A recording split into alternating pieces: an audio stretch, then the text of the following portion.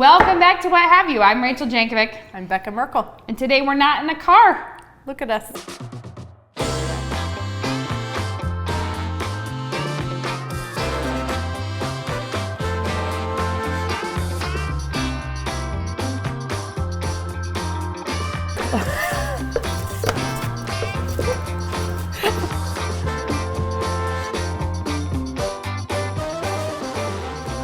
All right, so I'm getting rhubarb because Rachel and I are gonna make some pies for Sabbath dinner tonight.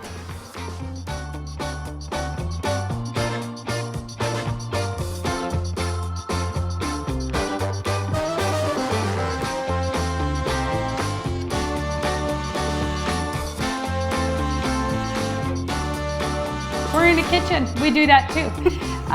We thought to make up. Cars and kitchens is kind of the lifestyle, really. That could be the name of our next podcast.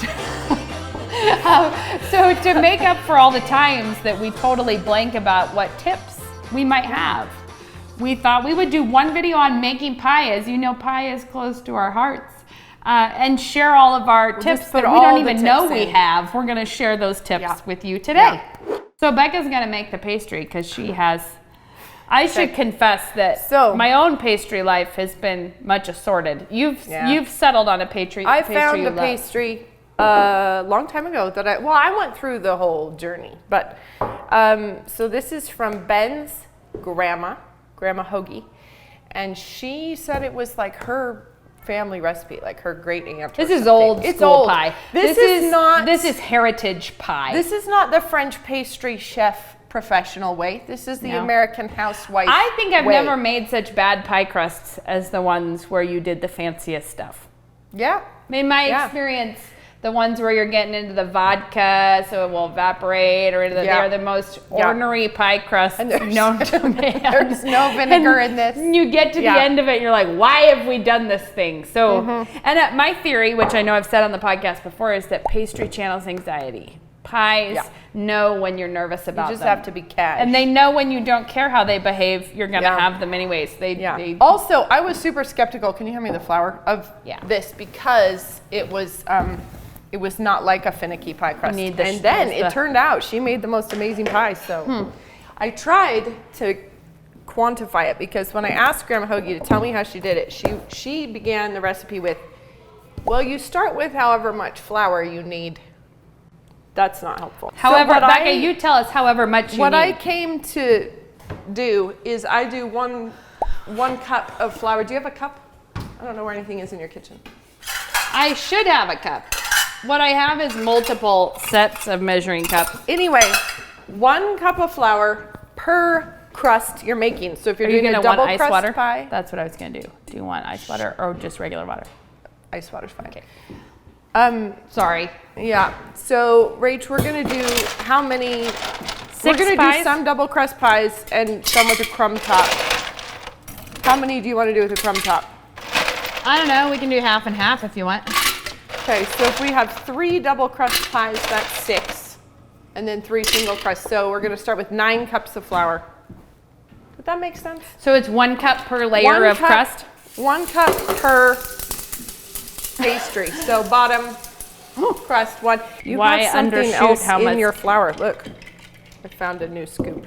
I like to keep scoops for all times in my flour. Becca, is this a time to tell people? It's not probably as important in such a loosey-goosey pie recipe as this, but sift and sweep is the way to do your flour, which is what she's doing. Shaking it into your measuring cup and sweeping across the top. Or you can get like a solid 30% more flour in a recipe. Yeah, than you meant because pack it. Or weigh it. But if you have a densely packed flour, you can get way more flour in a recipe and make your bread tough or dry or whatever. Yeah. Okay, so we can put away or set it aside for okay, next. So you start with however much flour you need. In this case, 9 cups. Then half that of fat. And we use Fat. Crisco. Also, if you're living in England, you don't have Crisco. You have good lard somewhere. Well, I used Trex when I was in England, which is kind of a disgusting product. It's like, and it's fluffier and lighter, but it still works. It's still, also, we might have come to our first division of... Becca's about to propose that I get out saran wrap to line the measuring cup, which is a thing that I have always felt. Love it. You'll love it. I've done it. It's the biggest waste of time and effort. How about this? I'll do 2 cups with saran wrap, and you can do 2 without, and we'll race. You don't understand how we need 4 cups of Crisco. This is 9 cups. We need 4.5. This is why it's such a luscious pie crust. There's a lot of fat in it. And so that's probably also, you have to say that if you want to use butter or whatever, here, I'll do 1.5. See, look at this. I think this is genius. You have a spoon? You're useless in the kitchen, Becca. Here. I should have come over and become acquainted with your system before. All right. I have a 1.5 cup measure. I think that this is smart. But it's also beyond tedious. It's not beyond tedious. It is. It is totally good. Why bother around with some saran wrap encased Crisco? I just can't. You could just, look guys, look who's winning now. Oh, you're not winning. Ta-da! Easy. Now she's going to be fiddling around trying to get that out. No, I'm going to be surprisingly easy peasy at getting that out. See, Becca, you're still preparing your measuring cup. And it's so this is why you don't like it. That's why I don't like it. And I don't care about that at all. It bothers me not. A little Crisco wastage is not. It's not the wastage. It's then greasy, and then you have to like wash it out. See? I am surprisingly elegant.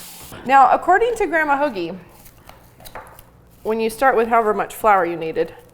And then she said fat. This is so much fat. That's hilarious. Yeah, I asked her like what kind of fat, and she said, well, you know, sometimes Crisco, sometimes butter, sometimes a little bit of each. And she said lard makes the best pies, but I did try that once and I was not enchanted. And then salt, and she just says like some salt. So 9 I'm just pinches. Gonna go like 9 put pinches 9 is pinches probably of salt in there. I think you should make this look more like. You know, like for throwing salt pinches. Get one over your shoulder too while you're... Now see, this is the other thing is with the traditional pie crust that I was making before, I'm just gonna get a fork, is that all right? Yeah.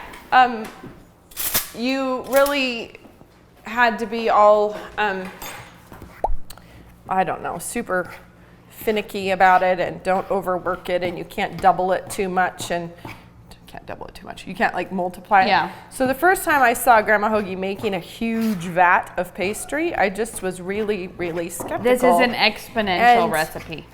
So this One is not the time time. Mom taught a lady how to make bread, and after they wrapped up getting the dough all together, she turned around and found all the yeast in a bowl on the counter. Yeah, I'm wondering what are we leaving out of this? What are we gonna forget? This is such a dreamy pie crust. Just watch us not be able to get it to adhere. It's gonna turn into a weird mush pile when we get it out there. So you're cutting it in. I'm cutting it in, and then sometimes, like when I get it like down to there, I just go in with my hands and try to. So I'm gonna do that and kind of make sure that there's no huge You want to lumps. smear it between your fingers, or like when you're doing this. Because you're cutting the fat, you're trying to make big flakes of fat, not balls of it, but flakes of it. And so like you kind of find the lump and you just kind of smear it out there. And the interesting thing is this is why it's this action in your fingers. Yeah, so kind of just the little fingertip thing. There's a lot of water in the fat, so that when it gets in a hot oven, that liquid starts evaporate, like makes a flaky pastry. I'm glad that you're here with the science. Fat. It's not really. She's here with the science. I'm here with the science. Call me Alton Brown. Yeah, I was going to say it's but very that's true of things that have a lot of butter in them. Butter has a really high water content. I feel like I've gotten most of the chunks in there, and show the camera up close of what you're expecting. It's going to still have some chunks. I'd like to draw your attention to, so the pie recipe that I make does not have, it's just from Better Homes and Gardens, but this is shocking. Yeah, because this is like ready to roll out without any water. Not quite, but it's close. Well, but exactly. So basically this is a shortening cream frosting. I'm telling you, this is not the time to be on Weight Watchers when you're making this pie, because it's not here for your waistline. Okay, so you start with however much flour you need, however many crust you're doing, half that of fat, a bit of salt, and then half the amount of fat of water. So we put in 4.5 cups, so it's gonna be 2.25 cups of water. Do you want me to put it in? But I don't start with all of it, so I would start with like 1.5 cups. The reason you use cold water in pastry is because of the fat that you don't want melting, and the cold water will help it hold together and not misbehave. Do you sprinkle it all over the top, I'm assuming? Yeah, and then once... Shall I go forward as I usually go forward? Yeah, go forward.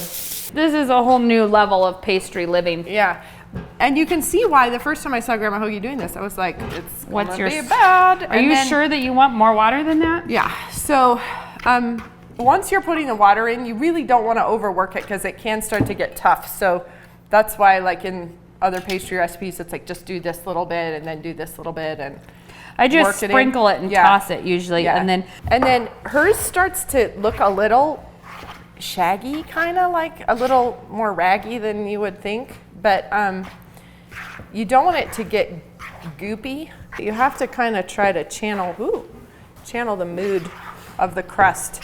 She was very sort of in tune with it. So I am not going to do the full amount of water because I think that is going to be too wet given this. Well, you should say the reason ranges like that are helpful is that you're cooking today at my house with a different all-purpose flour.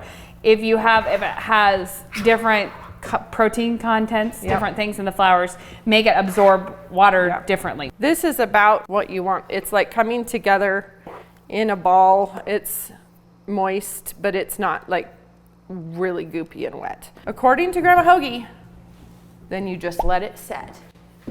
And I asked her like, how long, etc. And she said, oh, sometimes I just let it set in the garage overnight, and sometimes I just leave it on the counter. It just depends follow the on mood the weather. Of the pace. Yeah. So what I do is, if I was really ahead of the world, I would do it the night before and I would let it set. I haven't noticed that being critical, the real defining feature. But basically what I do is I make the pastry and then I just set it aside till later in the day. Or if I'm doing it all at once, then I just make the filling and I let it set during that time. So now we gotta move on to filling, right? Filling. Rach, which ones are we gonna do crumb top on one or the other, or are we gonna just do some of each? I think crumb top is awesome on rhubarb. So I would do at least one on that and one on apple. I don't care which goes where. And crumb top is delicious. It's not quite as like... I had to come to terms with crumb top. It's a homely old pie. Yeah. But in my heart, glamorous. No, it's not. But I do it more often than I do pastry top because I believe in my heart that more people want to eat crumb top pies. See, I don't. I'm one of the people that I just... That's because the beauty of the slice would mean more to you. The beauty of the slice means a lot to me. And the beauty of the top I have of the pie. a confession is I got into making pie, long before I liked to eat pie. That's Belle.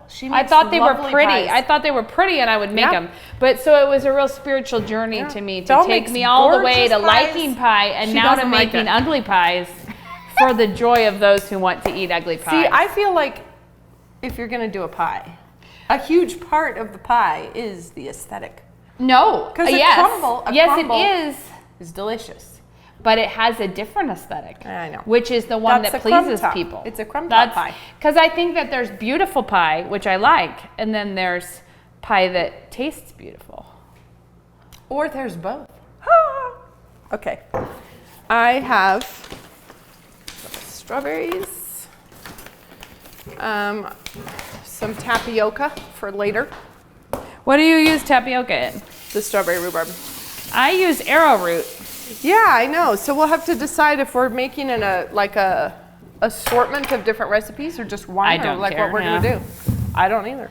We are making pies for a video, but we are also making pies for a crowd of people coming to Sabbath dinner tonight.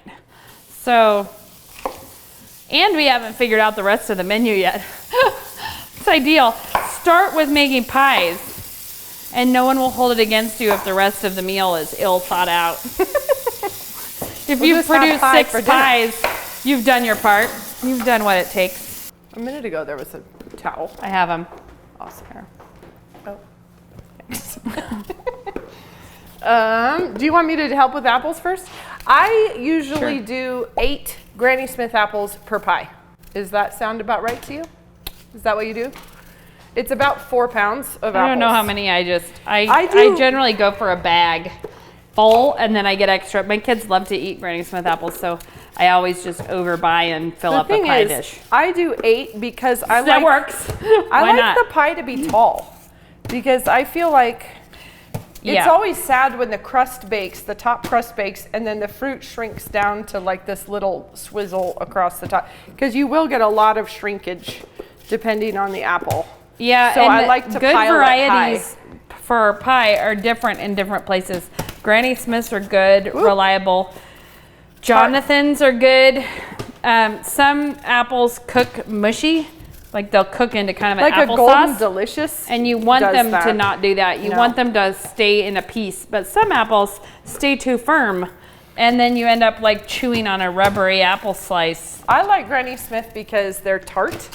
And so they have a significant apple flavor. Because like when I've done Golden Delicious, I feel like it's very bland.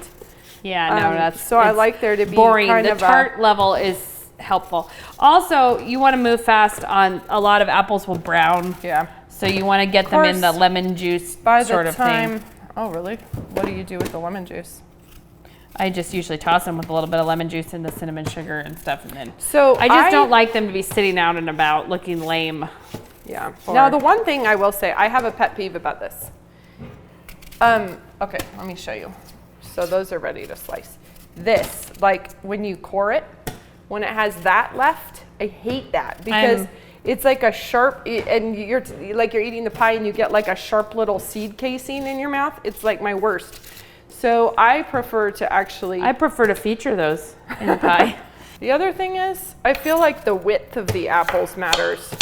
Because have you ever had pies where people cut like this much into like half, and you've got like, I feel like you want I think we should settle it out right now. If you're that person who puts raisins in an apple pie. No, stop right now. Just stop it. Don't be that person anymore. Repent of your sins. Just take this as your big opportunity to just turn your life around and stop putting raisins in pie.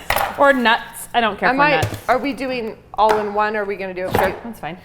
I also, honestly, I like to toss it in not all the sugar. I like to put in some of the sugar and the cinnamon and then let the apples sit for a while, because the juices drain out and then you get some of the shrinkage dealt with before you put it in the pie. And also it keeps the bottom crust from being like really soggy or like waterlogged. Because you don't put the juices in the pie. I don't. Oh, well, sometimes you can take the juices, if like you macerate the fruit and there's a lot of that, you can reduce the juices and pour it over and actually with apple, that's super good because it makes like almost an apple syrup that you can pour over. It's a really intense additional flavor. But it also, I like, sometimes you can mix apple varieties like Granny Smith and then some Honey Crisp or something to add another.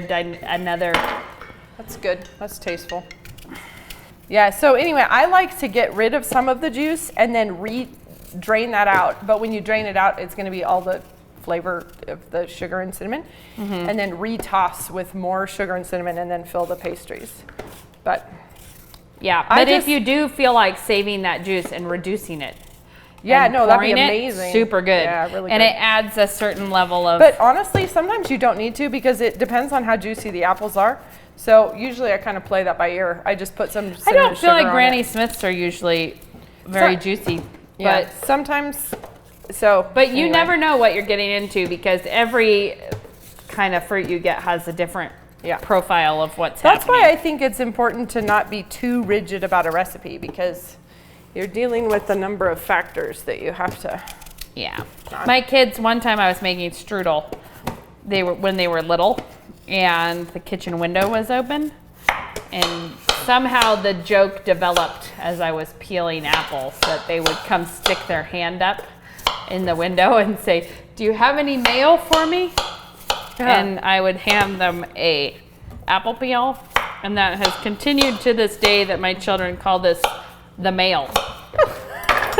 Good. And it is a pretty competitive business. I try to not let them. You can end up with everybody standing right around you trying to eat the peel that you haven't peeled off yet. I'm like, go away. It is clear the area. The peels are kind of amazing. Could you hand me my coffee? And somehow they always give me hiccups. If you've been eating apple peels, I get hiccups. Guys, this is a tell-all edition. Tell-all edition of what hiccups? have you. So you eat apple peels. It took me a minute to process what you just said. Why?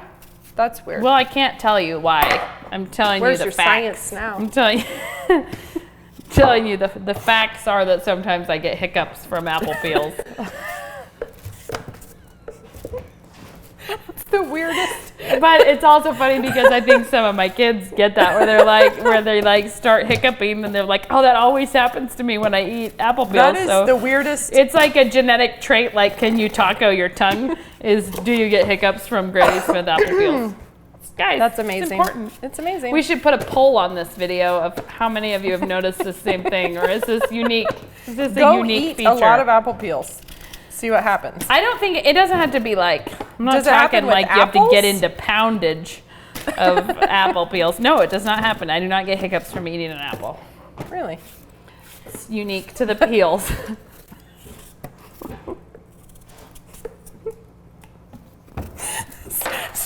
So weird. It's like something I probably should have kept to myself for like a party trick. Probably. You know? Yeah, but it happens. I think it can happen. I didn't know anybody could really bring on hiccups. I don't know that I could actually. It's not like it unanimously occurs. It's just that I'm flinging. If someone said your life depends upon you getting a case of the hiccups, I would know how to try. That's really funny. Now, see, Ben was saying when I said we're gonna do a video on making the pie, he was like, "Whoa, well, it's a very important thing," because he remembered that when we were dating, he lived in this hideous apartment with some other guys, and it was called the Crack House because it looked like one. Oh, and might have been one for all I know, but we'd gone somewhere and we came back, and before he went home, I was like, "Oh, I made you a pie," and I handed him an apple pie, and he was like, and that was when I knew I'm going to a better place. He believes that the pie has a real power of like, this stands for truth, goodness, and beauty. It stands for things that I want to go for. Things that weren't the Crack House. Yeah, that was dark times. It's like, it's very important. So that's why we think pie is important, though. Not because we're trying to impress men, but because it is not just pie, but all food is actually tangible love. Like I know we've talked about this on the podcast before, but if you counted your hours, like, is it worth our time to cut this many apples? Yeah, because we could have gone and bought one right out of the freezer not at all worth section. our time. On the other hand, is it worth your time to love people? It's like, and is it better than the freezer section? And are they getting something that they can only get because someone loved them enough to do it? This one looks kind of dubious inside. I wouldn't really worry about it, but basically, you're giving people something that you can't. The one that I joke about that the most is like hand knit socks. Yeah. Because you're like, technically they're worth what? $600,000 when you add up all of $600 if you give yourself a decent wage while you're making them. They're in no way are they actually worth that. Right. But is it worth it that you loved someone and did something for them that you can only have if someone loves you? And there you go. That's it. It's the only way you can get homemade pies is either you do it yourself or someone loves you enough to do it for you. And if you do it yourself, then that means you also have the capacity to love others through it. Yeah. Also, culture building. That's a thing. Yep. Because memories and like things that delight people. Yeah. Oh, and I want to say this because this is part of our thing about be good at being bad at stuff, because you be bad at it for a long time and then you'll be good at it sometime. I still make pies that I'm not overly. No, you're like, what I'm like, here? Look at that weird old thing that happened today. And it doesn't matter, because the point is not to each time to be a pinnacle. No. It is the fact that you're practicing. And when it all goes bonkers weird and juice is everywhere and, you know, burns and who knows what, you've just probably learned something to not do next time. Like you've just only if you remember it. I love when you get that super nostalgic feeling, like, wait, I did this before. I've made this mistake. I've made this same mistake before. Why did I not remember? I should probably start preheating the oven, huh? Sure. To, what do you do? 375, 425? I usually start 400 for about 10 minutes and then turn it down. So do you want to finish the apple ones and then do strawberry? What I would do is, if it was me, I would put the cinnamon sugar on it and I would let them sit while we do this. Oh, okay. And then, so it shrinks, has time to shrink down. Okay, I'm gonna just do like 2 cups. Is this a cup? This is 3/4 of a cup. Okay, so I'm gonna. I don't even know if I have, we said we were gonna do. I'm adding 1.5 cups to that. So you just kind of want to get them coated a bit. And then I just set it aside and toss it every so often to get it. Do you have like a teaspoon? Yeah, it should be over there. Let's add like 3 teaspoons. So I could have. We're doing three crumb tops. 3 crumb tops, yep. So if we get the strawberry rhubarb prepped, and then we could just kind of get them all. So that was 3 teaspoons of cinnamon. Yeah. I'm probably gonna add more, that's not enough. And as these sit, they're gonna totally start juicing and shrinking. If they're juicy apples, I guess we'll find out. Okay, I'm gonna just set that aside and we'll just toss it every so often. I'm making the crumb topping, which I always just cheat and do it in the food processor. Okay, so give proportions so we know what we're looking at. I'm doing 3 of them, so it's 1.5 cups of flour, 1.5 of brown sugar. And it's gonna be 9 tablespoons of butter. 9. That's an inconvenient number. Well, yeah, it is. But because it is, and this is unsalted butter today, so I'm going to add some salt to it. Because it's so, for 1 pie, it would be 1/2 cup flour, 1/2 cup brown sugar, and 3 tablespoons of butter. So that's what I'm doing here. So this is about 2 pounds of rhubarb per pie. And 1 pound of strawberries. So do you want to cut the strawberries? Yeah. For the rhubarb, oh, we need another bowl. I'm going to use that one. For the rhubarb, you want to cut it just in little slices, like celery. Like celery. That's why Ben really hates rhubarb. And he feels like it's celery in disguise. Except he's so wrong. Much more delicious. It is amazing. And even celery, which is a drab little thing, adds a thing like without the flavors of celery. Yeah, I'm with him on, I wouldn't want a celery pie. Brother Nate and I used to face off in the backyard with stalks of celery. Not celery. Celery would be quite easy to win with this, but we would try to just eat a whole stick of celery, staring at each other without flinching. I said celery again, rhubarb. We need to stop if bringing you're not celery familiar, up. Becca, you distracted Celery me. has nothing Rhubarb to do with it. Has a fierce zip. If you've never eaten it alone, it will twitch your eye up in a weird way. There's a Sir Philip Sidney sonnet where he says he's saying that his friend needs to stop harassing him. And he says, you with your rhubarb words, your rhubarb sour words, your sour tart words. We should have you take a bite now to demonstrate to the audience that you can. That I'm so fierce? You're fierce. You do it too. Gotta go for a big piece. Oh, a big piece? Yeah.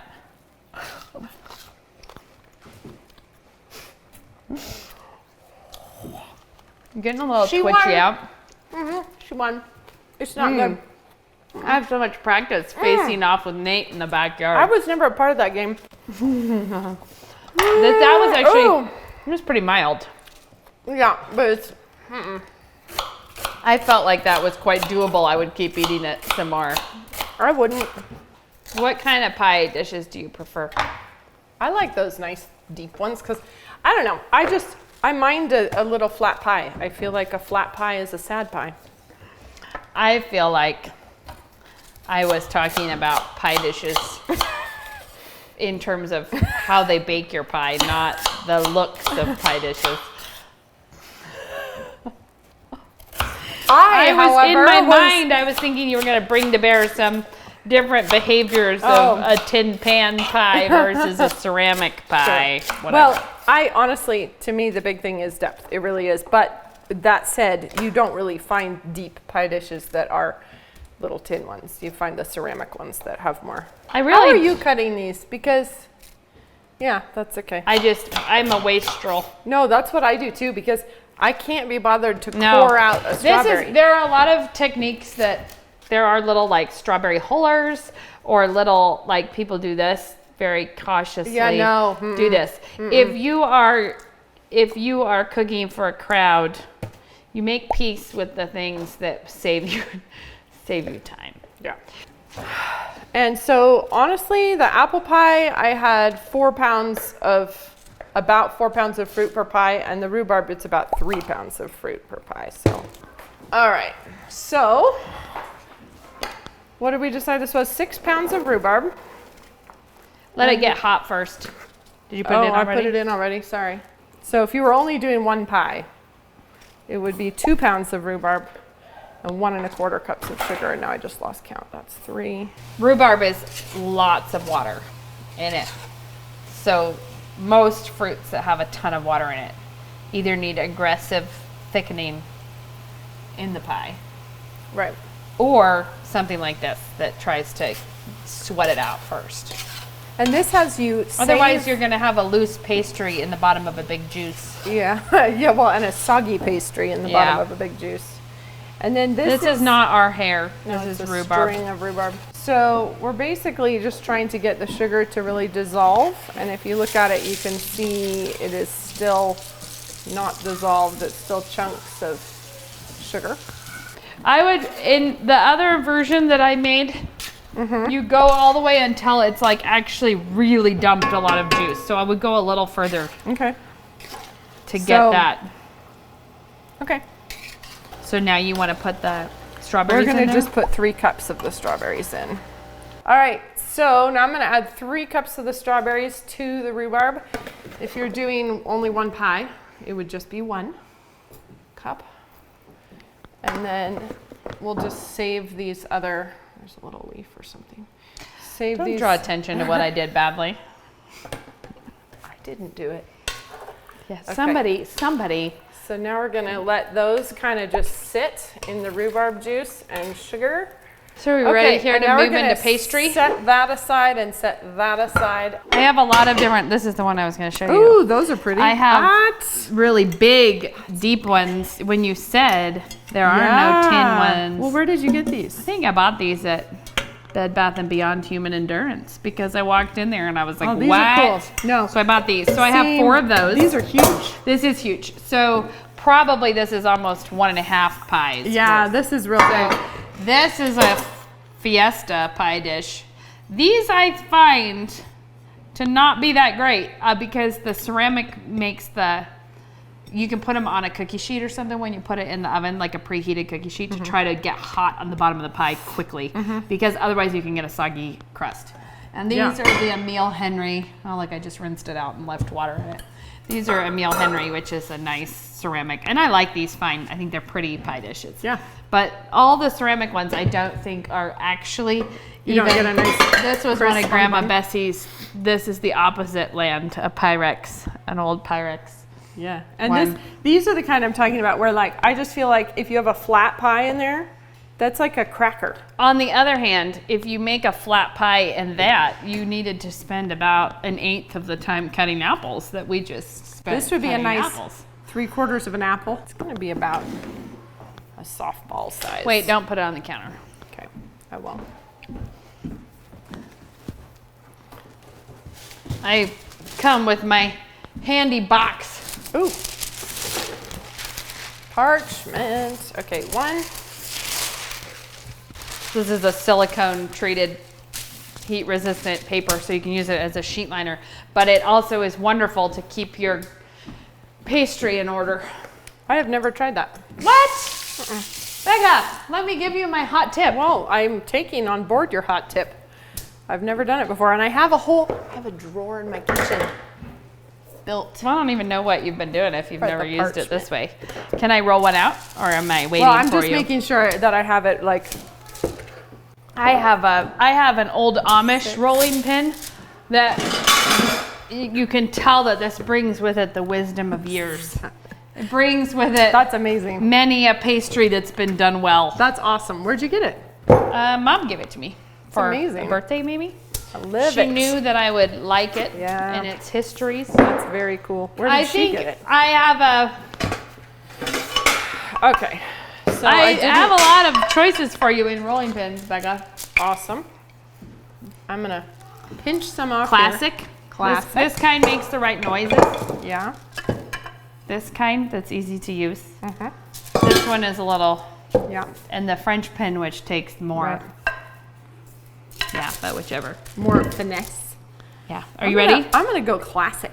I mean, what's more classic This than to me a pie? is the sound of Mom making bread in our childhood.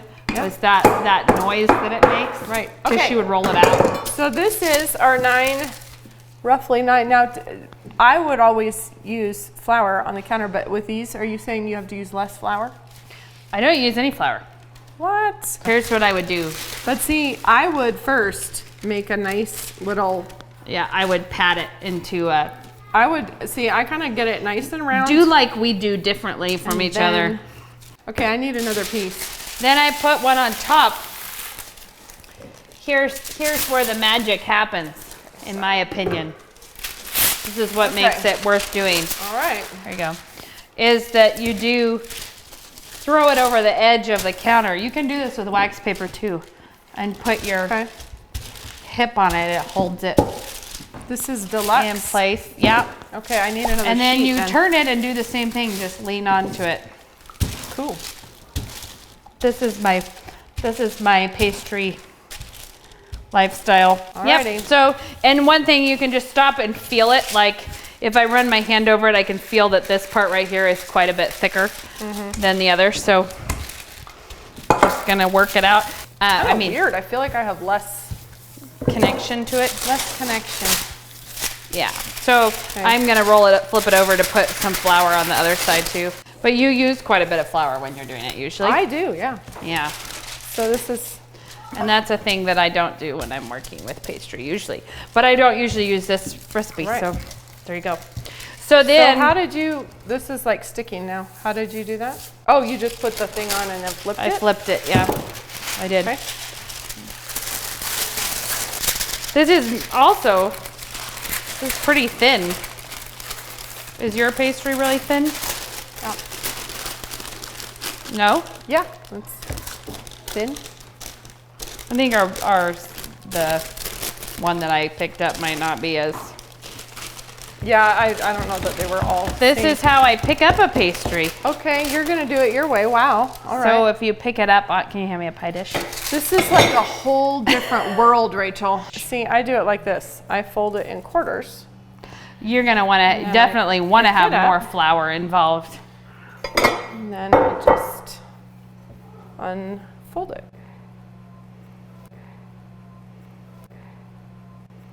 And you want it to have an overhang all the way around so that you can get your crimp going. Are we making? Later on? Are these all going to be crimped to the top? Well, however, because some are going to be crumb and some are going to be pastry I have a really thin spot on this. Should we do this one crumb since I already made a mess? Did you make a mess? Well, this is what I was going to say is that if you have a pie dish with an edge, you can do this methodology of trimming it. So this one we have committed. We have committed this one being a crumb top. Okay. Yeah, because. Well, do you want it? Okay, this is how I would do it normally. So if you don't have big parchment sheets. I like how we're all a little bit fish out of water here because your pastry does not behave like pastry I work with usually. Okay, so I would make yours. It feels more like sculpting Play-Doh. Yeah, it does. It's like sugar cookie. Mine, it's not like that. I'll do this, and I would be using a bit of flour on top. Does this hold shape well when you? It does. When you bake it, it doesn't like launch itself into new dimensions. Well, it doesn't usually. Sometimes mine do. If yours does, if it does today, we'll know it's me. It's me putting the willful spirit in my pastry. So I would put some flour on top, and then I would roll it like this, and I would actually be picking it up and so you're doing that. So and then I would like turn it over and add a bit more flour. So the parchment methodology. Usually, if this has so much fat in it that I think you could add quite a bit of flour and not have anything. Which is, I think, why it feels like such a user-friendly pastry, because you don't have to get too. Because like I've done some and they tear and they stick and they break. And usually I'm trying to aim for lower flour because you don't want to make it tough.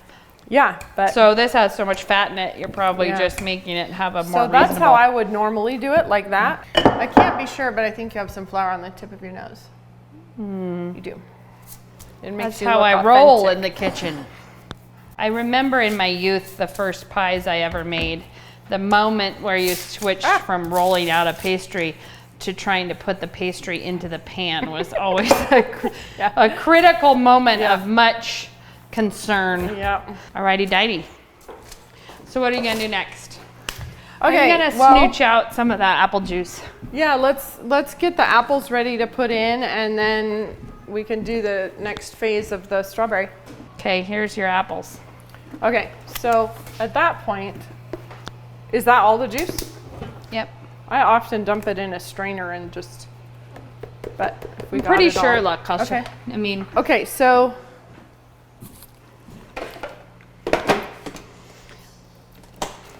Rach, you taste it, because I mean, taste an apple. Just what do you think, sweetness wise?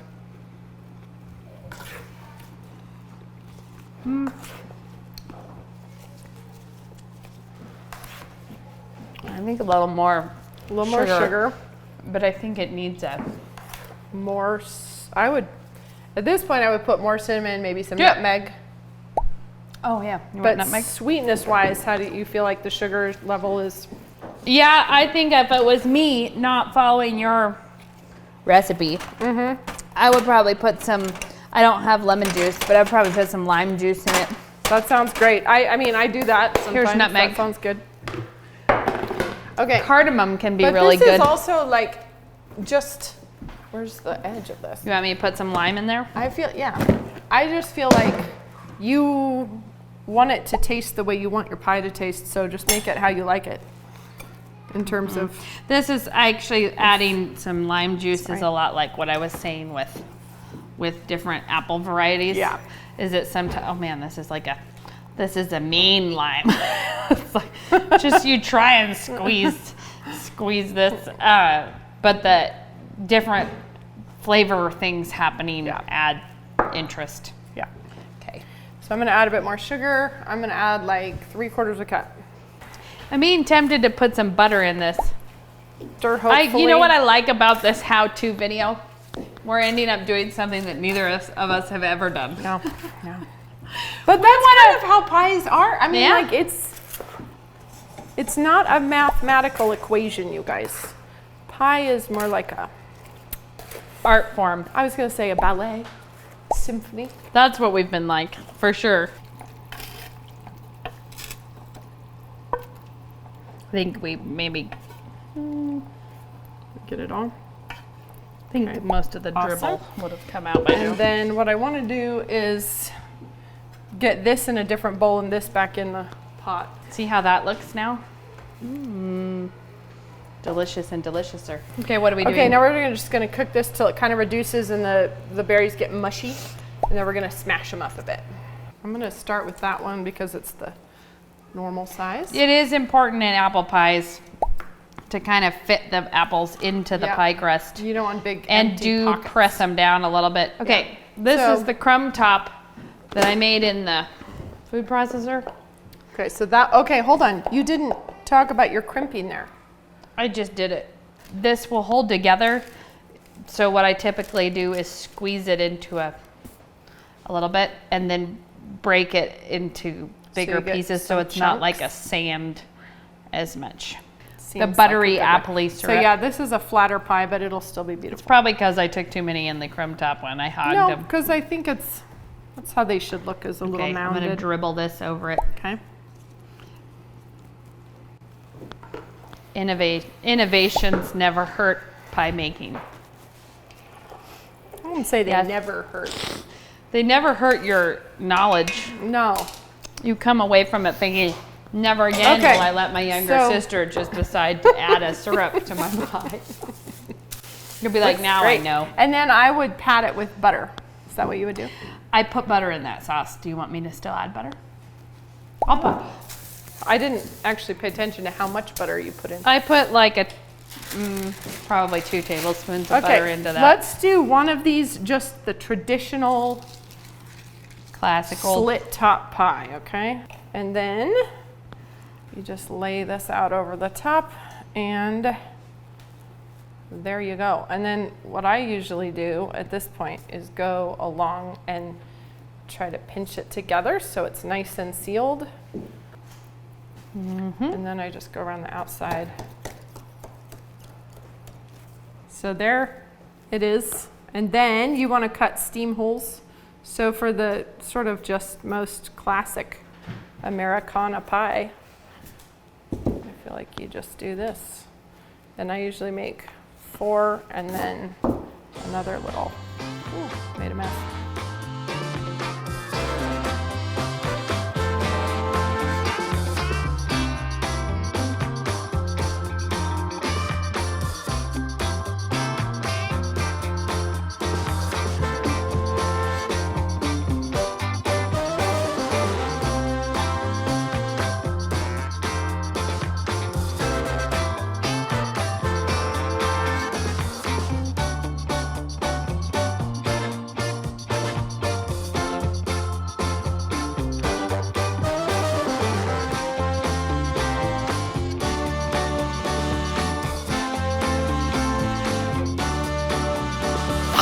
Ta-da! You guys, 6 pies in the oven.